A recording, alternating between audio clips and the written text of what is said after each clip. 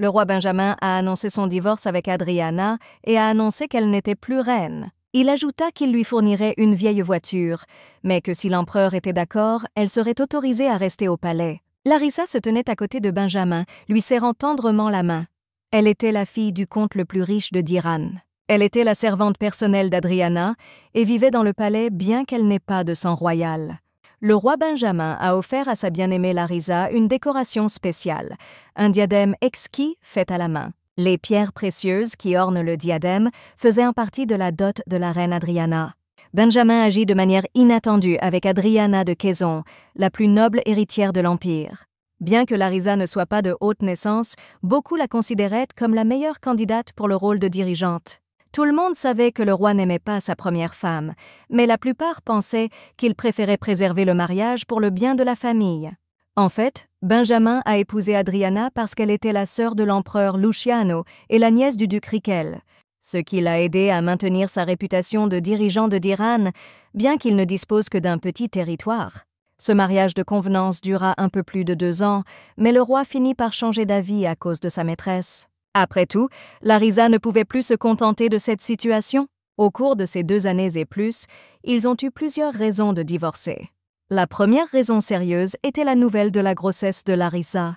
Ensuite, l'attitude plutôt cruelle de la reine envers Larisa. La goutte d'eau qui a poussé Benjamin à franchir ce pas a été sa confiance que sa relation avec l'empereur resterait intacte même après le divorce. Car une nuit, un messager du souverain vint lui annoncer que l'empereur n'était pas contre le divorce. Lorsque Benjamin a réalisé qu'il n'avait rien à perdre, il a immédiatement pris la décision de divorcer d'Adriana. Il pensait que si Adriana lui montrait son amour une seule fois, ils pourraient être heureux ensemble. Mais elle le laissait toujours seul et laissait la place à sa maîtresse, montrant ainsi son désintérêt. Alors, quand Benjamin a annoncé le divorce, Adriana était soulagée car elle n'avait plus à faire semblant. Le calme et la joie de la fille le mettaient en colère et ses sentiments le déchiraient littéralement de l'intérieur. Adriana a dit à Barth d'apparaître et de transmettre les paroles de l'empereur au roi. Et soudain, sorti de nulle part, le même magicien que Benjamin avait rencontré la nuit dernière apparut. Le roi ne pouvait pas comprendre comment et pourquoi cet homme s'était retrouvé ici. Barth a dit qu'il était venu leur dire que l'empereur Luciano était mort. L'empire est aux mains de la dynastie Caïtione depuis des temps immémoriaux. Le jeune empereur Luciano n'avait pas d'héritier. Ainsi, le deuxième prince arien devint le prétendant au trône, et la demi-sœur du défunt empereur, Adriana. Mais Ariane, comme Luciano, a été attaqué, alors lui aussi est parti. Benjamin doutait de la réalité de ce qui s'était passé, mais Adriana lui assura que la nouvelle était vraie, puisqu'elle avait été apportée par le messager de l'empereur. L'attaque contre l'empereur, qui n'avait aucun différend particulier avec qui que ce soit et qui était en excellente santé, provoqua un choc général. Benjamin s'inquiétait de savoir qui prendrait la place de Luciano. Barth a déclaré qu'en vertu des termes du contrat prénuptial, le mari recevrait une grande partie de ce que la femme recevrait, y compris le titre. Réalisant qu'il pouvait devenir son successeur, Benjamin ne put cacher la profondeur de sa déception. Après tout, Adriana de Quezon est désormais Sa Majesté l'impératrice. Le roi ne pouvait pas croire que son ex-femme dirigeait le continent. En partant, Adriana lui a demandé de préparer un chariot rempli de sa dot. Cependant, Benjamin rétorqua que le message que Barth lui avait donné la nuit précédente disait que la famille impériale ne souhaitait pas se disputer pour des broutilles comme la dot. Barth, prêt à mettre Benjamin en pièces, exigea que ce qu'on lui demandait lui soit livré plus rapidement. Adriana a ajouté que s'il n'avait pas assez de fonds, il devrait retirer les bijoux des toits et des murs royaux. Mais même si le chariot n'est pas rempli à ras-bord, il doit couper les cheveux de Larisa et raser les siens pour combler le vide. Barth a arraché brutalement la couronne de la tête de Benjamin et le diadème de la tête de Larisa. Le roi était furieux de ce traitement infligé à lui et à sa bien-aimée. D'un geste de la main, Barth sortit de leur bijouterie les bijoux qui avaient appartenu à la mère d'Adriana. Lorsqu'il a donné les bijoux à sa véritable propriétaire, elle l'a remercié. Adriana était impatiente de voir son héritage, alors elle et Barth sont rapidement partis. Un jour, Luciano a tenu la main d'Adriana sur le toit, lui parlant de son impuissance et la menaçant de la laisser partir. Après la mort de l'empereur précédent, il l'enferma dans une petite tour du palais. Et une fois adulte, la jeune fille devait épouser le roi Benjamin. Il n'était pas question d'amour dans leur union. Benjamin était beaucoup plus satisfait de la dot d'Adriana. Mais la jeune fille était heureuse d'avoir au moins un peu de liberté, croyant qu'elle pouvait tolérer le visage de Benjamin, le voyant seulement une fois tous les quelques jours. Cependant, elle devait encore voir son mari inutile et sa maîtresse beaucoup plus souvent qu'elle ne l'aurait souhaité. Tout a commencé lors de leur nuit de noces, lorsqu'il est parti chercher la compagnie de Larisa. Après cela, Adriana s'est montrée grossière et cruelle envers Larisa, tandis que Larisa elle-même jouait la victime devant tout le monde. Mais elle était prête à endurer même cela, juste pour ne pas retourner dans cette tour. Luciano détestait Adriana dès sa naissance, probablement parce que sa mère était l'impératrice Anastasia et que son père était faible de corps. Et après sa mort, ils semblent être devenus des invités indésirables. Adriana le savait, alors elle allait vivre tranquillement avec la famille de sa mère. Mais dès que Luciano prit la place de l'empereur, il l'enferma immédiatement dans la tour. Malgré tous les défauts de son mari, elle y vivait mieux que dans la tour, à une exception près, les diamants noirs qui ornaient le diadème de Larisa. Il s'agissait des pierres précieuses de sa mère, qu'elle avait reçues en cadeau de l'empereur dans sa jeunesse. Ils sont devenus une partie de la dot d'Adriana qu'elle a apportée à Dirhan, et quand elle vit pour la première fois Larisa avec ce diadème, elle fut envahie par une colère incommensurable. Et plus tard, lorsque le père de Larisa a vu sa fille avec un diadème à côté du roi, il a décidé qu'elle pourrait devenir reine. Il y a eu des tentatives d'assassinat contre Adriana. Ils ont mis du poison dans sa nourriture et ont mené des attaques surprises. Elle était terriblement effrayée lorsque les tueurs ont essayé d'entrer chez elle par la fenêtre la nuit. Et tout récemment, en rentrant dans sa chambre, elle a remarqué un énorme animal endormi. Adriana, effrayée, a essayé de sortir discrètement pour demander de l'aide, mais l'animal s'est soudainement réveillé. Un instant plus tard, la bête sauta sur elle et la renversa, l'écrasant sous son poids. Et soudain, au lieu de la bête, Bart apparut au-dessus d'Adriana, qui l'aida rapidement à se relever. Il s'est avéré qu'il était venu lui remettre une lettre du magicien Arthur, dans lequel il promettait de jeter une malédiction sur le royaume de Dirhan si Adriana voulait partir. En outre, la lettre signalait la mort de l'empereur et de son héritier. Il a également mentionné qu'il lui envoyait un cadeau. Elle a demandé à Bart où se trouvait le cadeau dont Arthur avait parlé. Bart a répondu qu'il n'avait vu aucun cadeau. Adriana lui a alors demandé pourquoi il était venu. À cela, Bart a expliqué qu'il l'avait fait avec de bonnes intentions, voulant aider son ami. Mais, si l'on en croit les paroles d'Arthur, il n'y a pas de magicien dans l'académie qui ferait quelque chose de noble sans raison. Pour obtenir quelque chose en tant que mage, vous devez payer un prix. Et puis Adriana réalisa que Bart avait fait un pari avec Arthur. Quand quelqu'un appelle un magicien par son nom complet et lui propose un pari, il est obligé d'accepter. C'est la règle inébranlable des magiciens. Mais ce n'est pas si simple. Les noms des mages sont longs et déroutants, mais même si vous surmontez cette difficulté et faites un pari, la plupart perdent et, par conséquent, meurent. Mais Arthur ne fait pas partie de la majorité. Adriana se demandait pourquoi il avait fait ce pari. Elle pensa alors que c'était généralement le devoir du propriétaire de la tour des magiciens d'annoncer la mort du souverain. Et elle réalisa que le cadeau qu'Arthur lui avait envoyé était Bart. Il est le maître de la tour des magiciens. Après avoir compris ce qu'il fallait faire ensuite, Adriana a proposé un pari à Bart. Quand elle a prononcé son nom complet 3 fois, Bart n'a pas pu refuser. Adriana a déclaré avec assurance que si elle gagnait, elle divorcerait et deviendrait impératrice. Elle a dû garder le silence sur beaucoup de choses pendant que Luciano était au pouvoir et l'a gardée enfermée, puis l'a forcée à se marier. Les serviteurs qui auraient pu être au courant de cela ont disparu, et personne ne sait ce qui leur est arrivé. Après le mariage, Benjamin l'a intimidé, et il est effrayant de parler des tentatives d'assassinat du comte. Si Benjamin avait appris que Luciano était mort sans laisser d'héritier, il se serait emparé du trône et Adriana aurait subi une humiliation pour le reste de sa vie. Elle était donc déterminée à prendre le trône entre ses mains. Elle a demandé à Bart, en tant qu'envoyé de l'Empire, de la reconnaître comme dirigeant. Il est le 26e maître de la Tour des Mages. Cet enfant est né avec les capacités magiques les plus puissantes du monde. Dès sa naissance, le garçon était enfermé dans son propre domaine, dans lequel même l'empereur n'osait pas mettre son nez. Adriana se souvient qu'il y avait des rumeurs assez effrayantes qui circulaient autour de lui.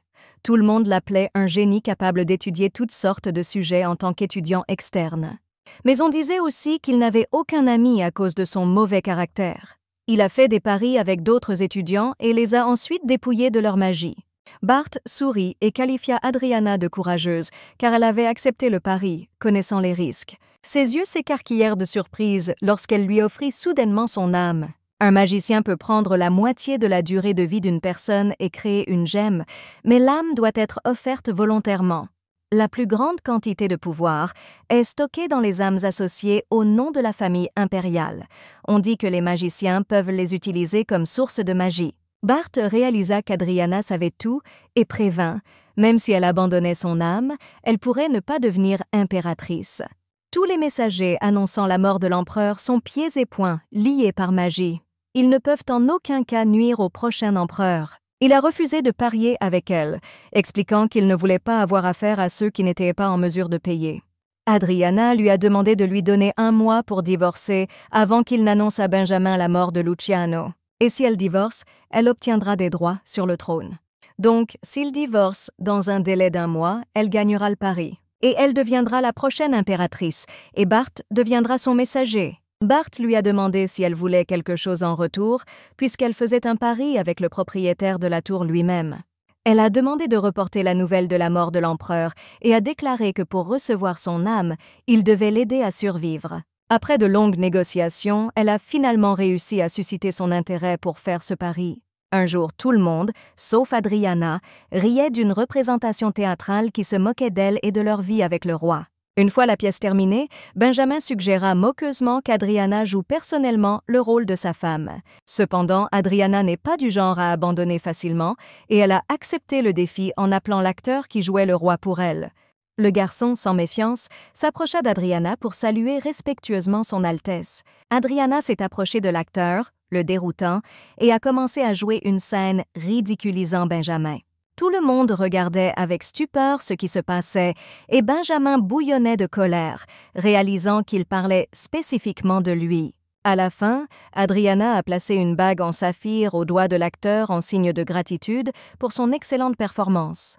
L'acteur était stupéfait, car cette bague symbolisait la famille royale et personne, à l'exception des membres de la dynastie, n'avait le droit de la porter. Le roi Benjamin bouillonna littéralement de colère à la vue de cela. L'acteur, effrayé, a commencé à retirer la bague et a demandé à la reprendre. Larisa a essayé de calmer Benjamin en colère, mais il ne voulait rien entendre. Il était tellement en colère qu'il a ordonné que le jeune acteur soit emmené immédiatement, puis a quitté la salle à la hâte sans attendre Larisa. Adriana voyait Benjamin comme un égoïste qui ne pensait qu'à lui-même et le considérait indigne d'être un dirigeant. Benjamin est devenu furieux après avoir lu des articles de journaux sur les événements survenus au théâtre. Adriana pouvait à peine contenir son rire en voyant la réaction violente du roi. Mais soudain, elle a arrêté de rire et a dit qu'elle pouvait répéter la scène de la pièce et attaquer Larisa. Cette déclaration grave a provoqué la peur chez Benjamin et Larisa. Mais un instant plus tard, le garçon et la fille continuèrent à se nourrir l'un l'autre en roucoulant doucement, complètement inconscients de ce qu'Adriana avait ajouté à leur nourriture. Dès sa plus tendre enfance, sa mère lui disait souvent qu'il était important de trouver une personne dévouée à qui elle pourrait confier tous ses soucis. Elle a insisté sur le fait qu'elle devrait toujours avoir quelqu'un qui l'aiderait en cas de besoin. Maman a souligné qu'Adriana devait être sûre que cet homme ne la laisserait pas tomber, et maintenant, en tant que fille adulte, elle a finalement réalisé que sa mère avait raison. Afin de survivre dans un endroit où de nombreux dangers l'attendent, elle a dû trouver quelqu'un en qui elle pouvait avoir confiance. Et c'est le médecin qui l'a sauvée de l'empoisonnement et qui a pris soin de sa santé et continue de le faire. Le docteur Ruby a grandi dans une famille pauvre et a dû s'occuper elle-même de sa mère malade. Elle a aidé Adriana en lui fournissant des contraceptifs, ce qui a empêché Larisa de tomber enceinte. À la fin de la conversation, Bart a dit qu'il devait y aller. Il sauta habilement sur le rebord de la fenêtre, puis atterrit doucement sur le sol. Bientôt, il se tenait parmi les arbres, communiquant avec un raton laveur.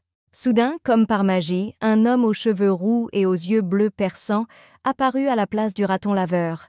Il a dit à Bart qu'un garçon de la famille Reuben avait développé des symptômes, ajoutant que la reine a réussi à détruire une troupe de théâtre entière en seulement 2 jours. Bart regarda l'artefact qu'il avait reçu de l'homme aux cheveux roux, qu'Arthur avait précédemment acquis.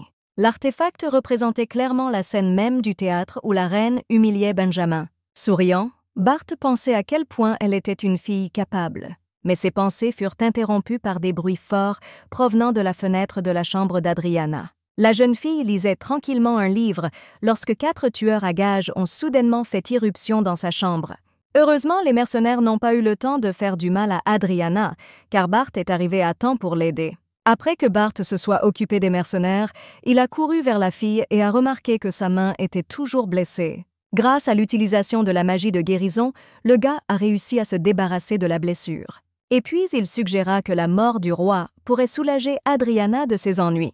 Mais la jeune fille s'y opposa catégoriquement, expliquant que si le roi mourait, le droit de succession passerait à son neveu. Adriana devra rester l'épouse du roi décédé pour le reste de ses jours. Et l'empereur sera un garçon qui a la mauvaise habitude de faire des crises de colère. Bart sortit un pendentif de sa poche, expliquant qu'il faisait partie d'un artefact jumelé. En attachant le pendentif autour du cou d'Adriana, Bart a expliqué que le propriétaire d'une partie de l'artefact peut voir ce qui arrive au propriétaire de l'autre. Soudain, des gardes ont fait irruption dans la pièce, inquiets pour la sécurité de la reine. Quand ils l'ont vue vivante, ils ont réagi étrangement, comme s'ils ne s'attendaient pas à ce qu'elle reste indemne. La colère d'Adriana fut renforcée par la prise de conscience que les gardes étaient également impliqués dans le complot visant à l'éliminer. Soudain, leur attention fut attirée par des bruits étranges provenant du coin le plus éloigné de la pièce. C'était Bart, sous la forme d'un chat blanc couvert de taches noires. Sur le pont, Roxane a vu des étrangers menacer son mari et lui lancer un ultimatum. À la surprise générale, elle a soudainement sorti un arc et a visé son propre mari. Une flèche tirée par Roxane le transperça, après quoi elle donna l'ordre à ses hommes d'éliminer les autres. Son père, l'archiduc Albert, trouvait amusant que ces gens osent leur proposer un traité de paix, et Roxana elle-même ne pouvait s'empêcher de sourire. Le sourire de Roxana disparut et son visage devint sérieux alors qu'elle demandait comment s'était déroulée l'attaque contre l'empereur Luciano. Alfred, soupirant lourdement, l'informa que tout ne s'était pas déroulé comme prévu. La jeune fille était furieuse lorsqu'elle apprit que le prince arien s'était empoisonné avec Luciano. Le père a essayé de calmer sa fille en lui disant qu'il devait juste ajuster légèrement le plan, ajoutant que même si Adriana avait renoncé à ses privilèges il y a 2 ans, elle devrait maintenant devenir impératrice. Il consola Roxana en lui assurant que tôt ou tard elle prendrait sa place. Alfred était sûr que le trône, qu'il ne pouvait obtenir, reviendrait définitivement à sa fille. 3 servantes, parmi lesquelles Larisa, discutaient des derniers potins sur la situation qui s'était produite au théâtre autour d'une tasse de thé. Leur paix fut troublée par Adriana, qui fit irruption soudainement. Larisa n'a pas manqué l'occasion ici et s'est moquée d'elle de manière sarcastique. Maintenant, ces situations étaient devenues presque habituelles pour elle et elle les acceptait avec facilité, restant calme et confiante. La servante a demandé à Adriana si elle portait les robes qu'elle lui avait données, mais Adriana a répondu qu'elle ne voulait pas les porter. La fille qui versait du thé dans la tasse d'Adriana a éveillé les soupçons de cette dernière. Et pour cause, car après avoir bu une gorgée, la jeune fille ressentit un piquant prononcé.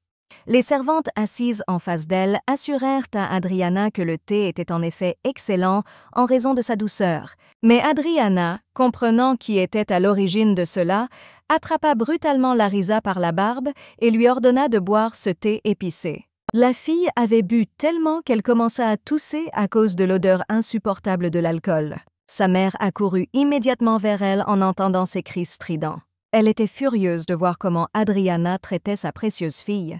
Réalisant que la reine avait commis une grave erreur, la mère décida de la punir en conséquence et un sourire malicieux apparut sur son visage.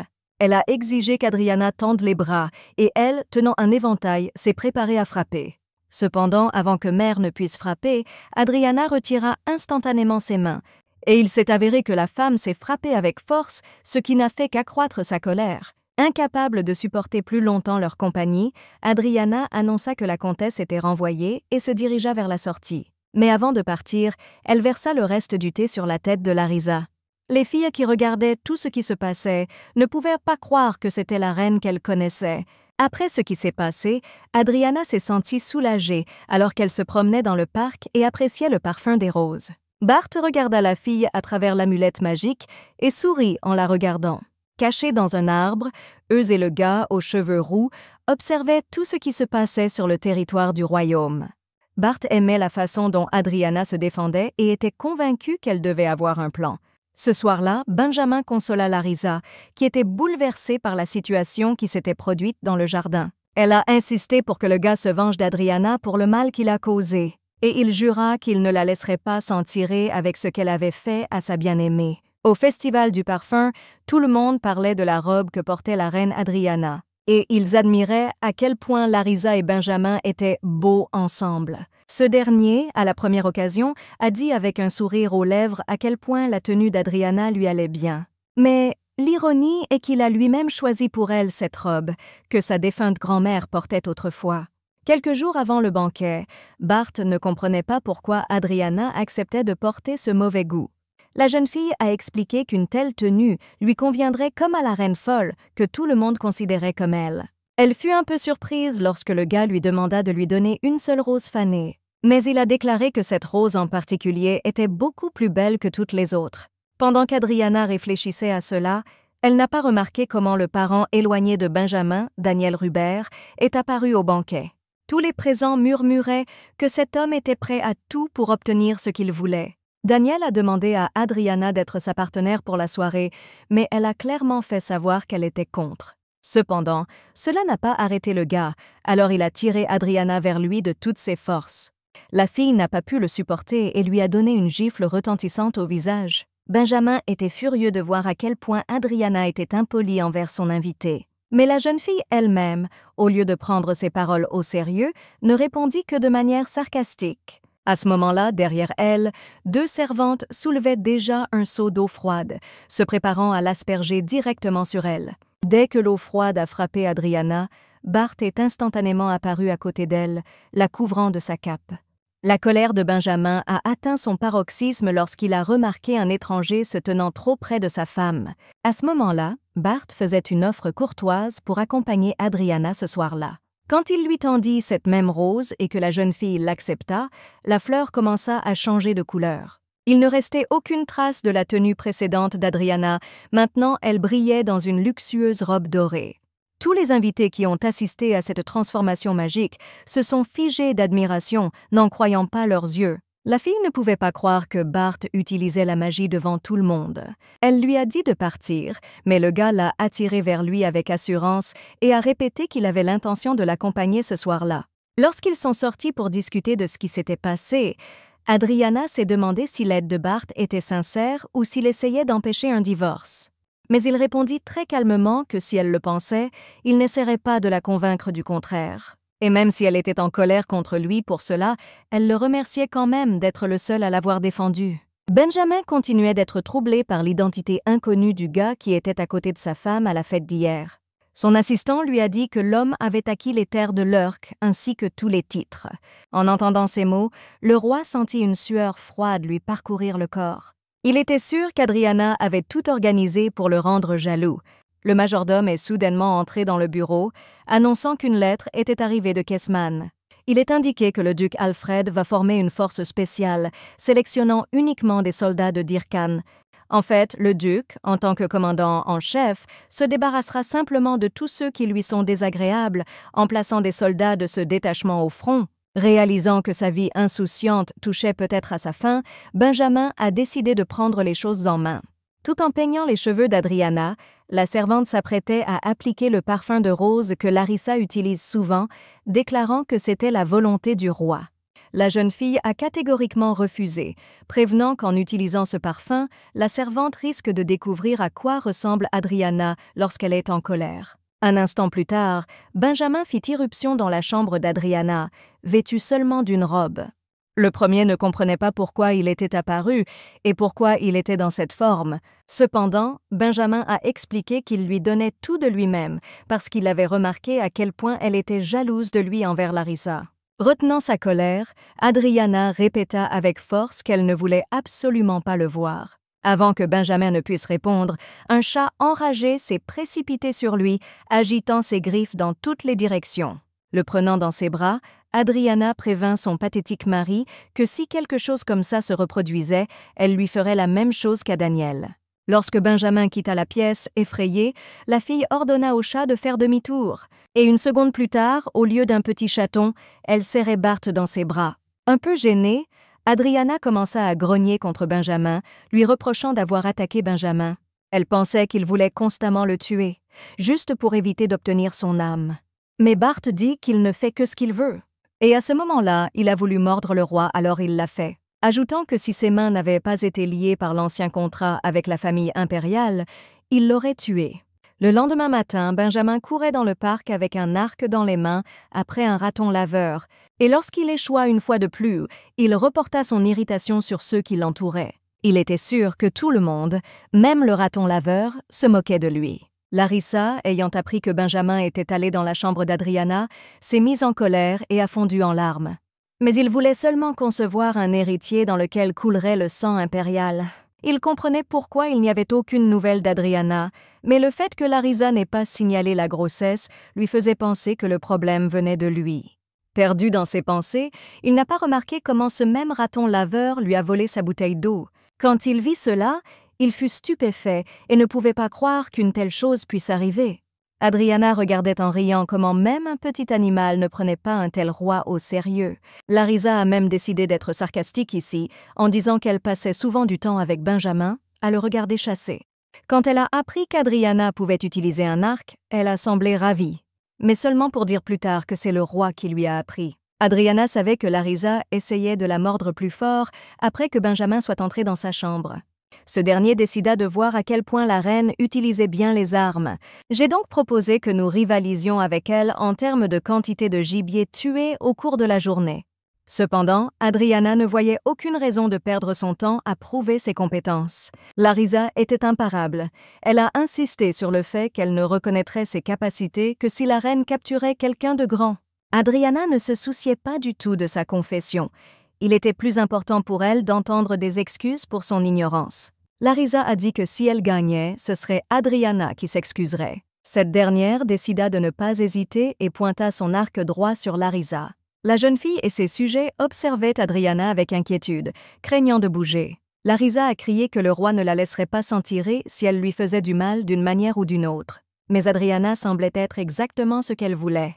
La jeune fille remarqua que la reine avait l'air aussi folle qu'elle l'avait été lors de la cérémonie du thé. Les garçons ont demandé avec anxiété à Sa Majesté de se calmer et d'arrêter de plaisanter. Cependant, elle était déterminée à tirer. Tout le monde se figea de surprise lorsque la flèche frappa soudainement le sanglier qui apparut derrière Larissa.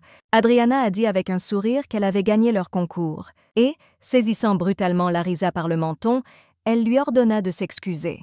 Cette dernière, les larmes aux yeux et la voix tremblante, a admis qu'elle avait tort. Benjamin, ayant appris ce qui s'était passé, courut dans la chambre de Larissa avec inquiétude. La jeune fille, en pleurs, a raconté comment Adriana avait menacé de lui tirer dessus avec un arc. Le roi ne comprenait pas pourquoi sa femme était auparavant plus basse que l'herbe et plus silencieuse que l'eau, mais maintenant elle se comportait de manière si effrayante. Lorsque le docteur Ruby a demandé à Larissa quand avaient eu ses dernières règles, elle a répondu qu'elles avaient environ 1 mois de retard. Elle a ajouté qu'elle se sentait nauséeuse et légèrement étourdie. Le médecin a annoncé à Larissa sa grossesse et au début, elle et Benjamin n'ont même pas cru à une nouvelle aussi inattendue. À ce moment précis, le roi réalisa que ce jour-là, si quelque chose s'était mal passé, Adriana aurait pu tuer son héritier. Il se précipita dans les appartements de la reine, déclarant avec fermeté que sa patience était à bout. Benjamin ordonna aux gardes d'enfermer la reine dans la pièce et de ne la laisser sortir sous aucun prétexte. Et il a ajouté que personne ne devrait lui donner de la nourriture ou de l'eau. Adriana a été brutalement poussée dans une pièce sombre et enfermée.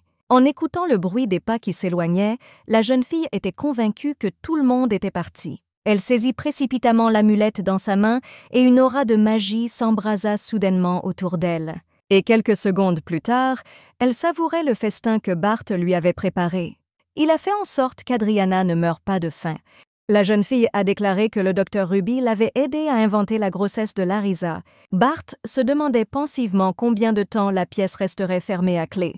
Car quelques instants plus tard, le même raton laveur que le roi n'avait pas réussi à attraper est apparu dans la pièce. Et peu de temps après, un gars aux cheveux roux est apparu à sa place. Le jeune homme rapporta que dans le duché de Kessman, le duc Alfred et sa fille avaient déclenché une guerre. Adriana réalisa que tant que la guerre continuerait, le palais impérial continuerait à parrainer le duc.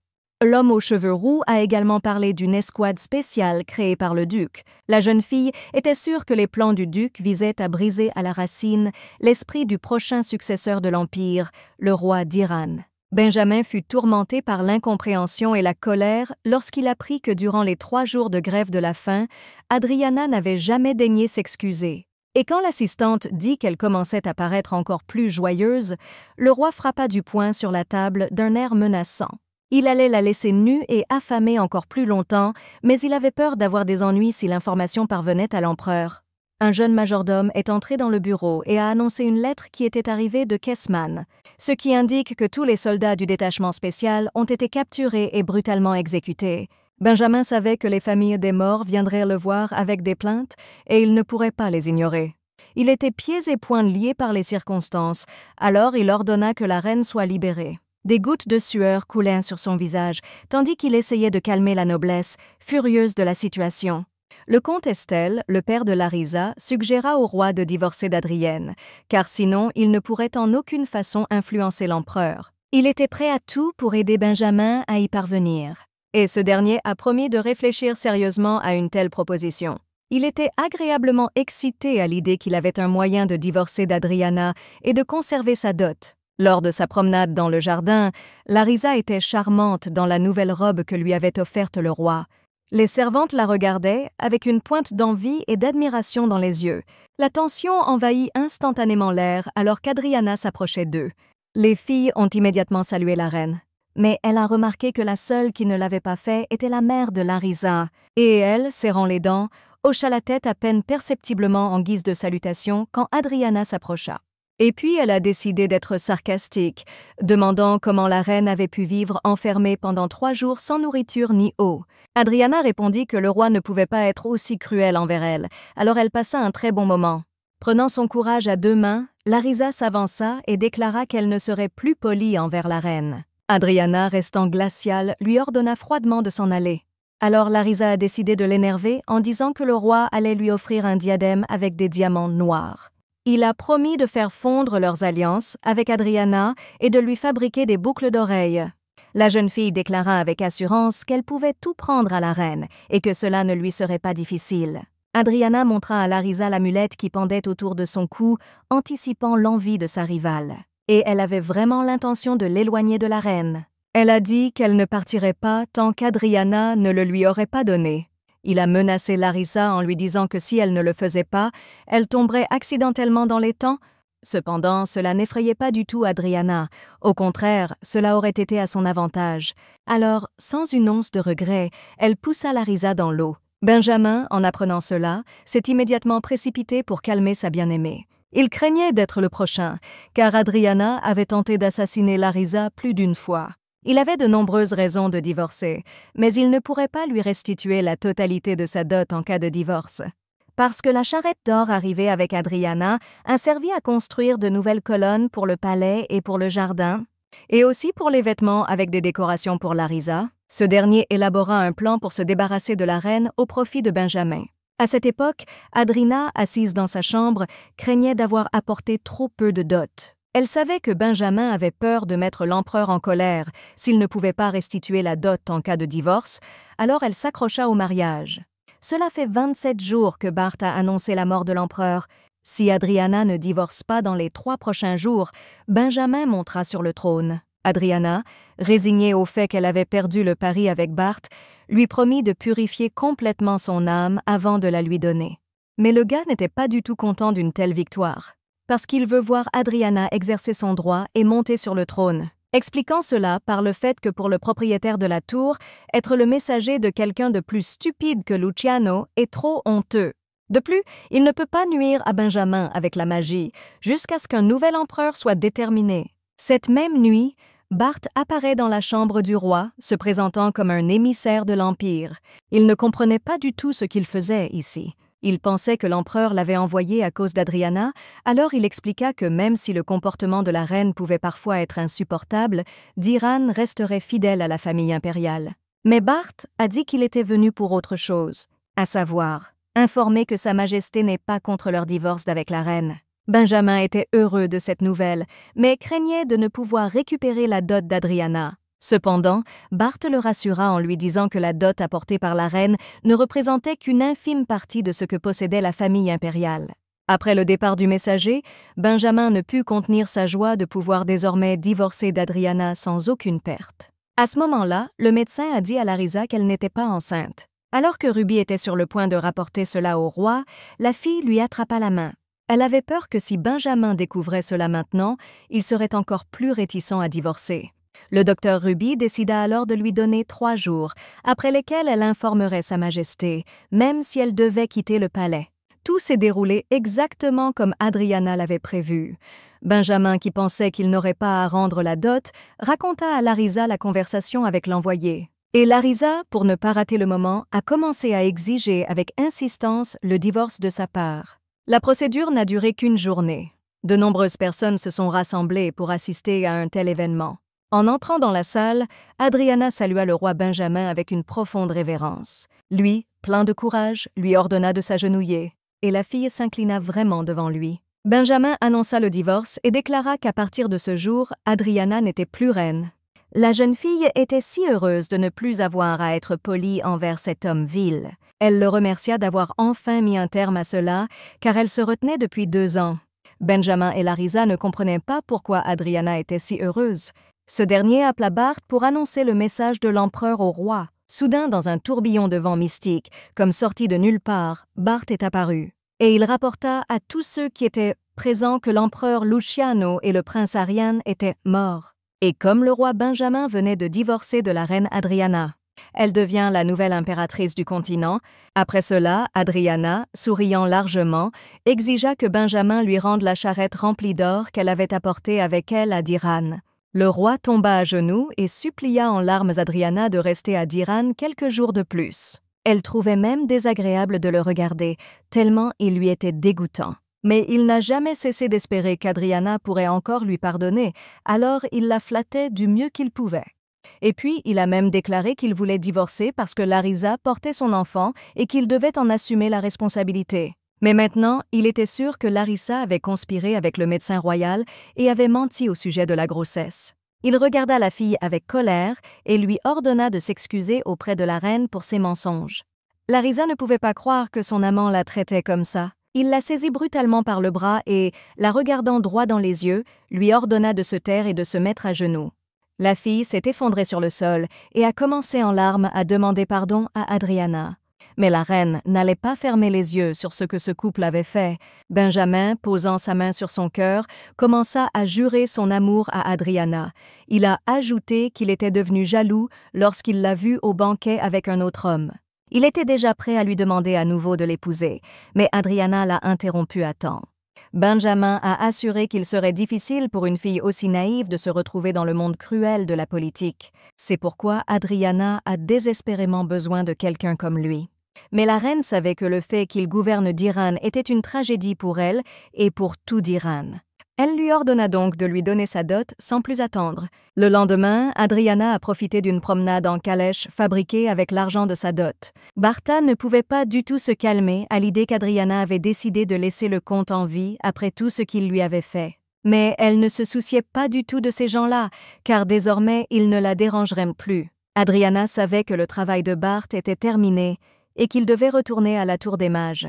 Mais elle lui a demandé de rester avec elle dans le palais, expliquant que si Bart, le propriétaire de la tour, la soutenait, les aristocrates ne s'uniraient pas contre elle.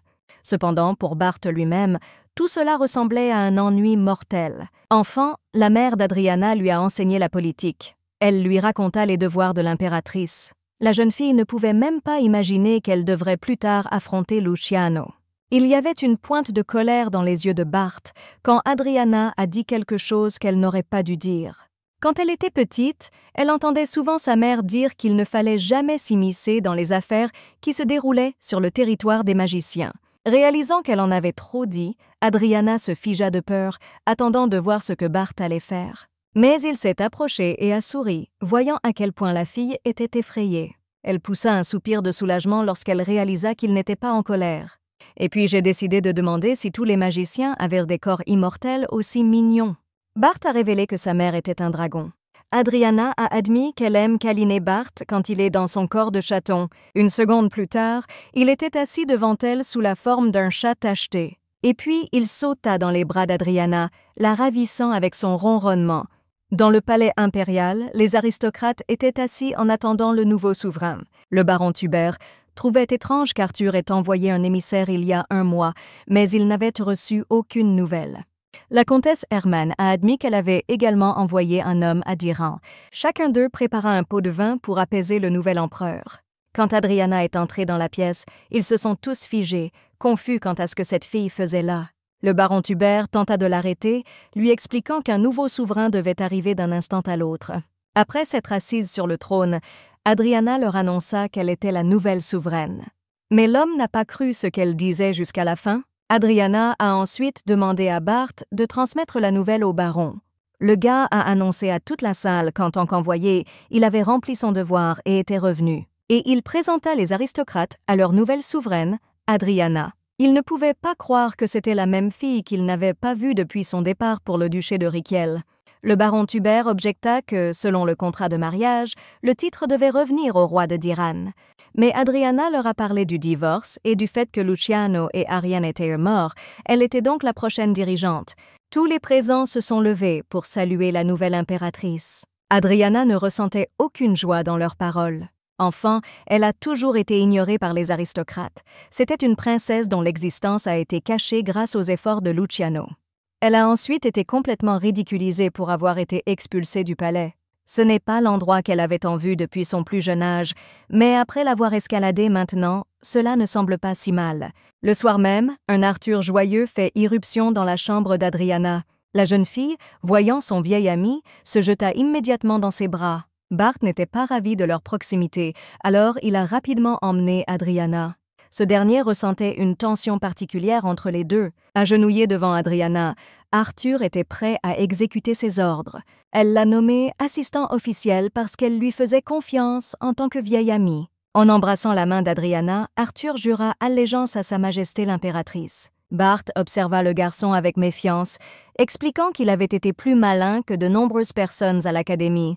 Adriana l'a calmé et lui a demandé de leur donner 1 minute pour parler.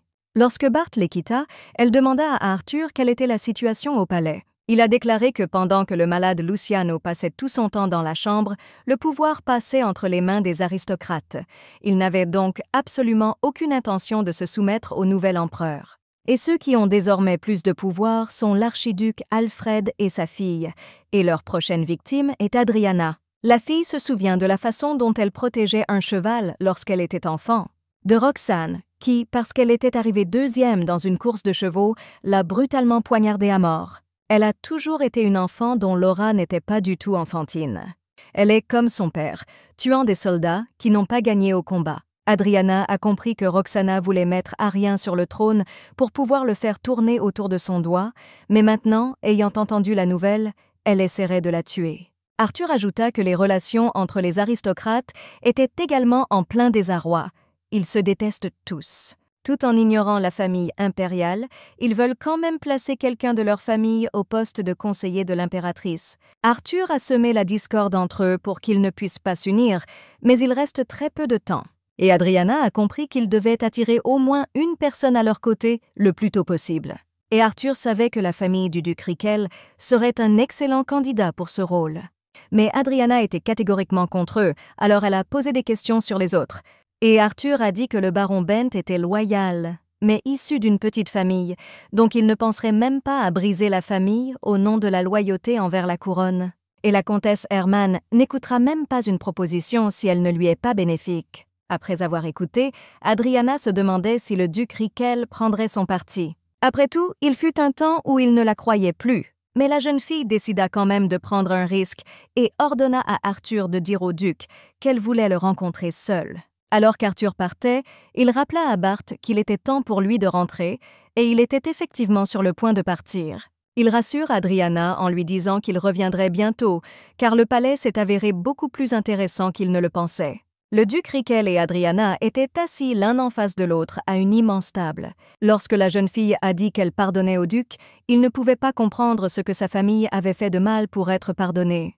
Adriana était furieuse lorsqu'elle a réalisé qu'il n'avait démontré aucun remords après l'avoir remise à Luciano. Elle lui rappela qu'il y a 3 ans, un ordre avait été donné de l'interroger, la soupçonnant de rébellion, et que le duc Richel l'avait immédiatement livrée. Bien qu'elle ait un nom de famille différent, elle est toujours la fille de sa sœur. Pour sa défense, le duc a déclaré que ce n'était pas lui qui l'avait enfermée, mais le défunt empereur, et lui-même a fait tout ce qui était en son pouvoir. Adriana ne croyait pas ces paroles. Jusqu'à la mort de l'impératrice Anastasia, et Luciano ne l'a pas saisie, elle a vécu avec son oncle, le duc Richel, comme un misérable parasite. Dans ce noble lieu, privé de toute affection, Adriana vivait comme une souris, craignant tout. Le duc n'était pas méchant avec elle et ne lui a jamais fait de mal. Cependant, elle s'attendait toujours à quelque chose de plus. Elle ne lui en voulait plus depuis longtemps, car elle comprenait que s'il l'avait aidée, le duché de Richel aurait également été soupçonné. C'est pourquoi Adriana a suggéré au duc de laisser le passé derrière lui et d'oublier les griefs passés. Et puis elle a ajouté qu'elle avait une proposition à lui faire. Pendant ce temps, au palais du duc Arnold, Roxana apprit qui était monté sur le trône. Elle ne put contenir sa colère après la nouvelle qu'Adriana était la nouvelle impératrice. Le père a essayé par tous les moyens de calmer sa fille afin qu'elle ne fasse rien d'inutile. Il a dit que le roi de d'Iran s'était avéré être un véritable idiot. Après tout, il a divorcé de l'impératrice à cause de sa maîtresse. Roxane ne pouvait pas croire que des imbéciles comme Benjamin existaient vraiment. Le duc Alfred a révélé que la nouvelle impératrice était née dans la famille impériale, mais avait immédiatement perdu sa mère. Elle tremblait à la vue de gens comme Luciano. Et puis elle a tranquillement toléré son mari sans valeur et sa maîtresse. Roxana ne pouvait pas croire que la fille de l'impératrice Anastasia était devenue si faible. Le duc ajouta qu'il leur serait facile de s'occuper d'elle, car comparée à Arien, elle était une marionnette qui serait encore plus facile à contrôler. Les yeux de Roxana s'illuminèrent lorsqu'elle pensa à Adriana tombant aux pieds de l'archiduché. Les aristocrates qui s'étaient réunis pour négocier ont discuté de l'acte stupide de Benjamin, et puis ils ont réfléchi à qui ils devraient choisir pour le poste de conseiller impérial. Quand Adriana les a rejoints, beaucoup ont conclu qu'elle n'avait pas l'air aussi stupide qu'ils le disaient. La jeune fille les remercia tous d'avoir maintenu l'ordre dans l'Empire jusqu'à présent. Et puis, de manière inattendue pour les aristocrates, elle a suggéré de discuter de la guerre à Kessman. Le baron Tubert a raconté la situation actuelle dans les moindres détails, et de son discours, Adriana conclut que l'armée de Kessman était meilleure que l'armée impériale, puisque l'archiduc demandait de l'argent pour la 3e fois cette année. Remarquant que l'impératrice était préoccupée par ses finances, il annonça qu'il avait une suggestion sur la façon d'obtenir de l'argent, à savoir de la dot rendue par Adriana après le divorce. Cependant, personne n'ose toucher à la dot qu'elle a apportée avec elle après le mariage. C'est la propriété d'Adriana et personne ne peut y toucher. La jeune fille comprit que l'archiduc était désireux de sa soumission. Tubert insistait sur le fait que si Alfred et sa fille ne protégeaient pas le Nord, l'Empire pourrait s'effondrer. Mais Adriana n'allait pas l'écouter, disant qu'il serait préférable de parvenir à un accord de paix plutôt que de continuer la guerre. Les aristocrates continuèrent à tenir bon, convainquant l'impératrice qu'il devait rembourser intégralement la famille de l'archiduc pour sa loyauté. Adriana a décidé de mettre un terme à leur vaine tentative d'ingérence dans ses affaires. Les hommes furent choqués par une telle impolitesse de leur nouveau dirigeant, mais la jeune fille expliqua qu'elle avait besoin de temps pour réfléchir à une telle proposition. Après la rencontre, Pénélope Richel, la fille du duc Richel, attendait Adriana dans la salle de réception. La fille était heureuse de revoir sa cousine après plusieurs années. Pénélope se jeta dans ses bras, retenant à peine ses larmes. Elle était la seule enfant qui interagissait avec Adriana. Pénélope n'avait qu'un frère, alors quand elle avait une sœur, elle exigeait constamment qu'Adriana joue avec elle. Même petite fille, elle l'aimait jusqu'à ce qu'Adriana soit emmenée de force au palais. Ils étaient tous les deux heureux d'être à nouveau ensemble, comme avant. Adriana a déclaré sans l'ombre d'un doute que Pénélope serait sa servante personnelle. La jeune fille était heureuse de cette offre, mais elle doutait qu'en s'unissant de cette manière à la famille Richel, Adriana aurait du mal à se faire reconnaître. Cependant, sa cousine lui assura qu'elle ne faisait pas cela pour l'unification, mais parce qu'elle ne pouvait trouver personne de plus noble que Pénélope. Au cours de leur conversation, la jeune fille a déclaré qu'elle aimerait être au centre de la haute société, comme l'ancienne impératrice Anastasia. Ce qu'on appelait le trésor de l'Empire. Elle était si incroyable que même après sa mort, tout le monde parlait de son charme et de son talent. Adriana a alors promis qu'elle organiserait une somptueuse cérémonie d'inauguration pour sa sœur. En effet, après son accession au trône, son premier banquet ne fut pas la cérémonie d'investiture, mais un bal en l'honneur de Pénélope Rykiel. Cette fête a captivé tout le monde et le personnage principal au centre de la salle a attiré l'attention de tous les invités. Les gens discutaient de la façon dont des vêtements et des bijoux de Pénélope, à sa manière de parler et de se comporter, tout était inspiré de l'image de l'impératrice précédente. Anastasia est la chef de la famille Rykiel, qui était le centre de la haute société. L'empereur précédent, Kalean, le père d'Adriana, a nommé Anastasia comme deuxième impératrice et lui a offert une paire de diamants noirs.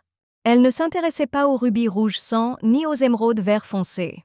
Tout cela parce qu'elle n'aimait que les bijoux noirs, plus sombres que la mer la plus profonde. L'amour entre Anastasia et Kalean est devenu une histoire romantique et les bijoux noirs sont devenus populaires dans tout l'Empire. Lors du banquet dédié au début de Pénélope, Adriana a décidé de lui offrir le collier de sa mère.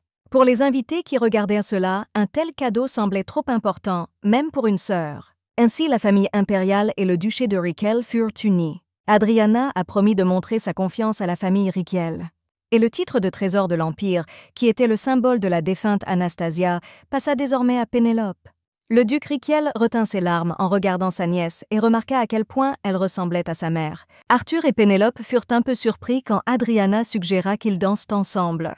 Le premier a dit qu'il le ferait s'il dansait avec Adriane après lui. L'impératrice décida de s'échapper de la bruyante célébration dans le jardin afin de reprendre son souffle. Sa paix a été perturbée par Bart sous les traits d'un chat. Il a sauté dans ses bras et s'est immédiatement transformé en humain.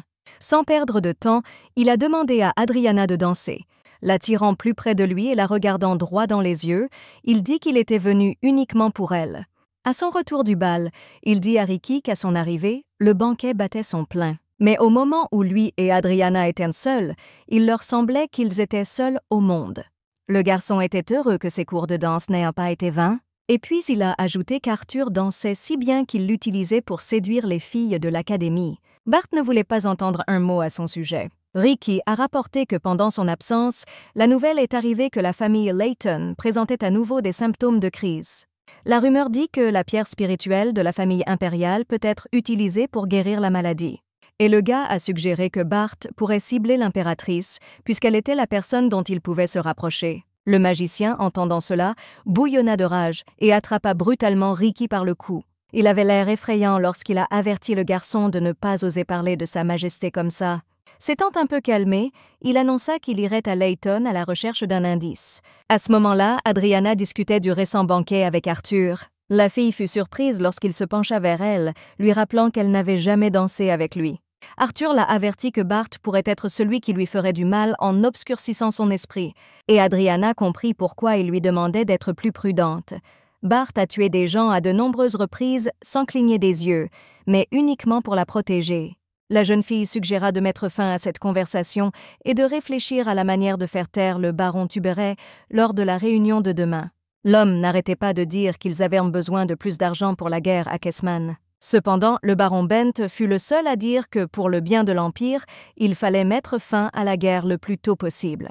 Il ajoute qu'il serait préférable pour eux de laisser les choses telles quelles et de tenter activement de parvenir à la paix plutôt que d'augmenter la taille de l'armée. Mais Tubert resta sur ses positions, affirmant que s'il n'attaquait pas l'armée de Kessman maintenant, il pourrait atteindre le palais impérial. Ajoutant qu'il devrait écouter l'archiduc, c'est avec cette carte que l'archiduc et le baron exerçaient une pression sur le palais et les aristocrates. Ils ont toujours insisté sur leur propre voix avec tant d'effronterie que les aristocrates n'ont pas pu y résister. La famille Rykiel est constamment menacée qu'au moment le plus critique, l'aide n'arrivera pas et que le palais sera en danger s'ils ne suivent pas l'archiduc. Adriana comprenait maintenant comment cette guerre inutile avait duré 4 ans. Elle a suggéré de réfléchir à une autre façon de résoudre le problème. Et le duc Rykiel a déclaré que sa famille fournirait son soutien si des soldats ou un commandant étaient nécessaires. Comme prévu, Tubert s'est opposé à la proposition. Adriana a prévu cela, alors elle a appelé Bart à l'aide. Le gars a dit qu'il soutiendrait la famille Rykiel. L'impératrice dit en souriant qu'elle refusait la demande de l'archiduc et de la princesse. Et elle a chargé le baron Bent de mener des négociations à Kessman. Hier soir, lorsque Bart s'est présenté dans la chambre d'Adriana, elle lui a demandé de rejoindre un rassemblement d'aristocrates, et il accepta, lui offrant ses propres conditions en échange. Il a demandé à accompagner Bent lorsqu'il est allé à Kessman, expliquant que celui qu'il cherchait était là. Adriana ne s'en souciait pas, seulement s'il revenait dès qu'elle avait besoin de lui. Le baron Bent fut surpris par l'attention portée à sa personne, mais il était catégorique, c'était l'occasion de mettre fin à cette guerre inutile. Le lendemain, alors qu'Adriana et Arthur se promenaient dans le jardin, le gars lui a dit que Pénélope n'était pas si courageuse, mais qu'elle avait rapidement réussi à se lier d'amitié avec les jeunes aristocrates, ajoutant que celle qui peut influencer la génération plus âgée pourrait être la comtesse Hermann. Depuis sa jeunesse, elle est célèbre pour ses nombreuses relations, il est donc évident que la comtesse connaît tous ceux qui ont du pouvoir sur ce continent. Et à cet instant, elle se joignit à leur promenade, présentant le marquis Basaniel, qui était très impatient de rencontrer Sa Majesté. Il est considéré comme l'un des hommes les plus riches de l'Empire, possédant les terres les plus fertiles de l'Est. Habituellement, les aristocrates qui ont beaucoup d'argent et possèdent des terres lointaines se comportent avec arrogance. Basaniel semblait être plein d'une véritable sincérité. Surtout à ce moment-là où, souriant chaleureusement, il invita Adriana à lui rendre visite à sa résidence. Arthur a dit que Basaniel était un marquis froid qui vivait seul dans une grande résidence. En arrivant là-bas un jour, Adriana a constaté que les discussions sur le pouvoir de son argent n'étaient pas un mensonge. Il y a 5 ans, le royaume de Viedal était un petit État au sein d'un empire subordonné. Il ne comprenait que quelques îles sur la côte. La rumeur dit que le peuple de Viedal ne parvient toujours pas à établir de bonnes relations avec l'Empire. On dit qu'ils adorent des dieux étranges. Ces gens connaissent un moyen secret de maudire une personne qu'ils détestent. Si vous nagez avec eux, ils ne vous laisseront pas remonter à la surface jusqu'à ce que vous vous noyiez. Ce ne sont que des rumeurs que personne n'a vérifiées, mais les habitants de Viedal ont les cheveux bleus et la peau pâle, tout comme les descendants du dieu de la mer de la légende. Une apparence qui ne pouvait être cachée, des coutumes étranges, tout allait à l'encontre du mode de vie de la population de l'Empire, de sorte qu'il ne pouvait pas être accepté. Le marquis Basaniel rayonnait de bonheur lorsqu'il sortit pour saluer Sa Majesté. Au déjeuner, Adriana a constaté qu'à première vue, il était clair que tout ici était de haute qualité. Le gars a demandé si l'impératrice accepterait que son ami se joigne à eux. Adriana n'a pas objecté. Alors, un instant plus tard, une fille aux cheveux bleus est entrée dans la pièce et s'est présentée comme étant Violetta. Elle est l'amante de Bansaniel, et il a admis qu'il aimerait la rendre vraiment heureuse. J'ai donc demandé à Sa Majesté la permission d'organiser un banquet en l'honneur de Violetta au palais. Adriana savait que dans le passé, de nombreux aristocrates auraient payé pour accueillir les débuts de leur fille au palais, mais elle n'aurait autorisé aucune exception. Elle comprit qu'il voulait ouvrir la voie à sa bien-aimée, qui n'avait aucun lien avec la haute société. Violetta a essayé de dire que ce n'était pas nécessaire, mais Bansaniel a tenu bon. Cela dit, il y a quelque chose après quoi Adriana ne pourra pas lui refuser. Le royaume de Viedal a été détruit il y a 5 ans et est devenu une partie de l'Empire. Et sur ordre du commandant en chef de l'armée de l'Empire, tous les habitants se sont déplacés vers le continent. La côte de Viedal est devenue la maison de Bansaniel lorsqu'il a voulu en savoir plus sur son histoire. Un jour, il naviguait sur un bateau, profitant de l'air marin. Soudain, quelqu'un les a attaqués par derrière et toute l'équipe a dû courir. Juste au moment où Bansaniel était sur le point de donner sa vie, Violetta, qui les aidait à naviguer, lui a sauvé la vie. Après avoir traversé le feu, elle le serra fort dans ses bras et sauta dans l'eau. Le gars est tombé amoureux de sa sauveuse et lui a demandé de devenir son amante. Mais après cela, des rumeurs se sont répandues selon lesquelles les terres de Bansaniel avaient été capturées et qu'il avait lui-même été séduit par une sirène, une descendante du diable. Adriana ne pouvait pas croire qu'il y avait des gens qui croyaient cela. Arthur a expliqué que ces rumeurs étaient décrites en détail, ajoutant que beaucoup disent que les sirènes ont la marque du diable sur leur cou. Lorsque Bansaniel a découvert la source des rumeurs, il s'est rendu compte que c'était l'œuvre de sa famille qui voulait le forcer à se marier. Il s'est arrêté parce qu'il ne voulait pas que les rumeurs se propagent encore plus, mais le corps de Violetta a été laissé avec une brûlure qui ne pouvait pas être enlevée.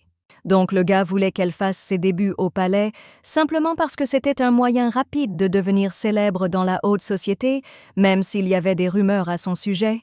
Il savait que si Violetta trouvait sa place dans la haute société, les gens de l'Empire comprendraient à quel point elle était douce et belle.